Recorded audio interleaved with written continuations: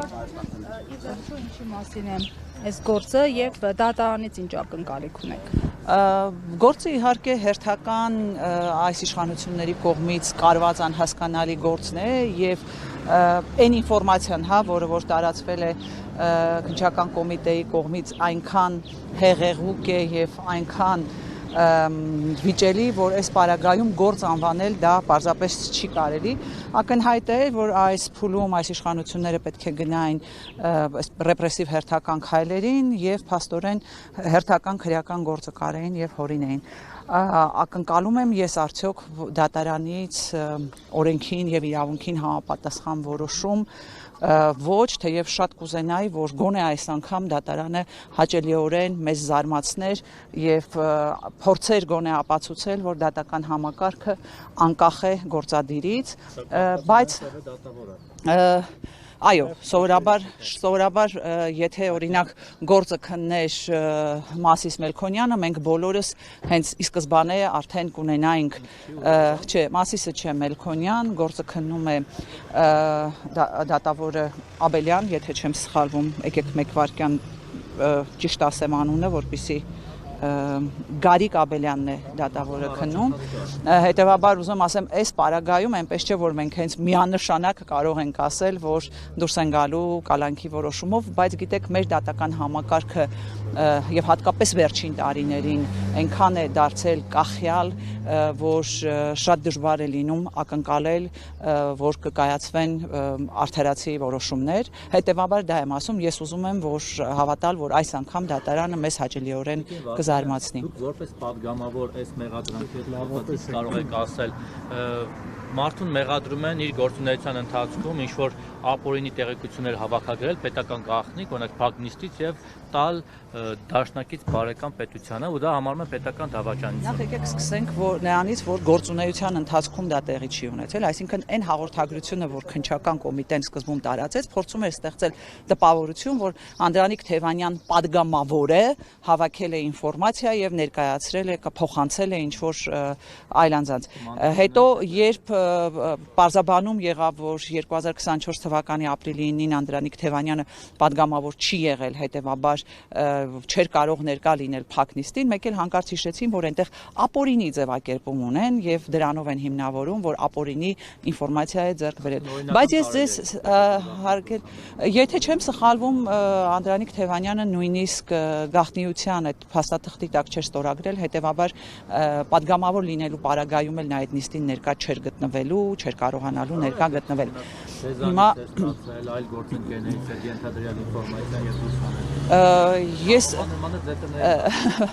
պարոն Մակարյան, դուք այս դատախազությանը հուշում եք, որպեսզի հաջորդը գնան մնացած բոլոր պատգամավորների տները, ովքեր այդտեղ ներկա են եղել, խորհուրդ կտամ սկսել նաև ՔՊ պատգամավորներից, որովհետև սովորաբար ինֆորմացիա հավաքել եւ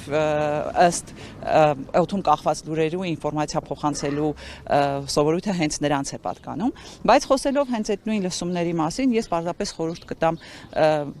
հարգելի լրագրողներին հետ գնալ եւ ուսումնասիրել 2024 թվականի ապրիլի 9-ի եւ դրան հաջորդող հայտարարությունները եւ լրատվամիջոցներում եղած հրապարակումները եւ այլն։ Լսումներին անմիջապես հաջորդեցին հայտարարություններ եւ բազմաթիվ պատգամավորներ հենց այդ հայտարարությունների ժամին ասեցին, որ այս լսումները փակ անցկացնելու իմաստը մենք այդպես էլ չհասկացանք, որովհետեւ լսումների ընթացքում որևէ փակ կամ գաղտնի ինֆորմացիա չփոխանցվեց։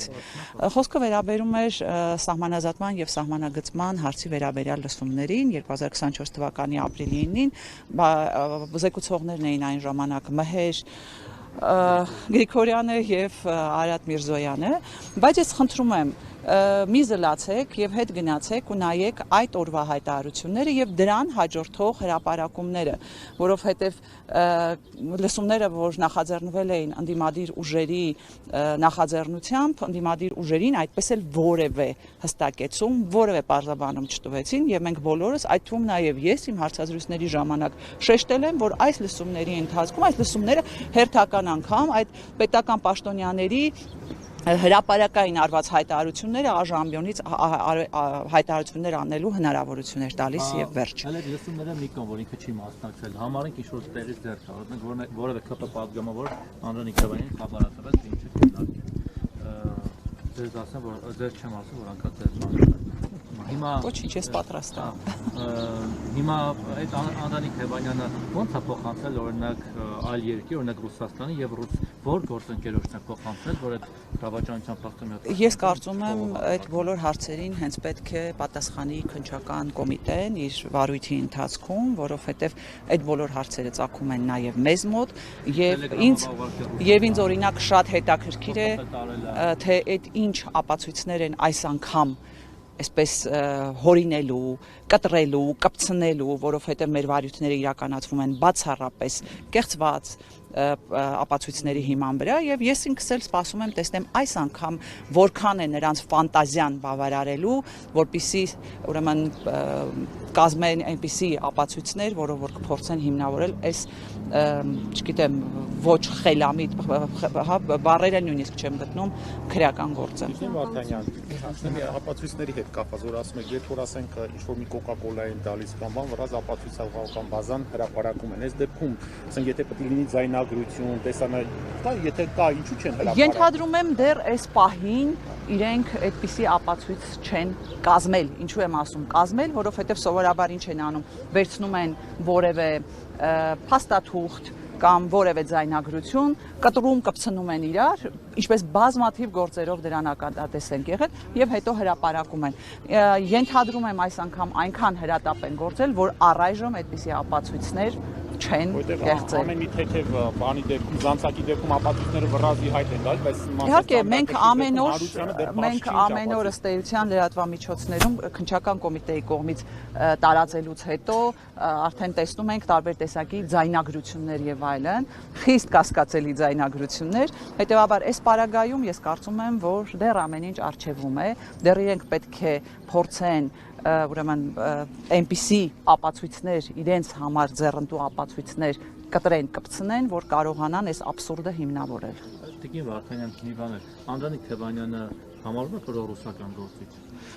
Ես կարծում եմ դրա պատասխանը պետք է տան իր գործողություններին հետևող քաղաքացիները, որովհետև ես չեմ բաժանում որևէ մեկին պրոռուսական կամ պրոարևմտյան, ես դիտարկում եմ Անդրանիկ Թևանյանին պրոհայաստանյան գործիչ։ Երբևէ որևէ գումար ստացել ինչ-որ բանի դիմաց։ Դուք ճիշտ հասցեատիրոջ չեք ուղղում հարցերը։ Որ մի թիմից եք, հետո օրինակ այդ $622,000, որ նշում եմ նախ կա թե չէ, թե օրինակ օրինացիվ է եւ եթե իսկապես կա, ապա որտեղից է։ Պարոն Մակարյան, ես այդ հարցին կկարողանամ պատասխանել բացառապես այն դեպքում, եթե դրա վերաբերյալ հստակ ապացույցներ կներկայացվեն։ Հետևաբար ես ոչ միայն կասկածում եմ այս ամբողջ աբսուրդին, այլ նաև կասկածում եմ, որ իրենք կարողանալու են ապացույցներ ներկայացնել նաև դրա վերաբերյալ։ Այսինքն, բայց դուք 622,000 թվի հետ կապված է դոլարի հետ կապված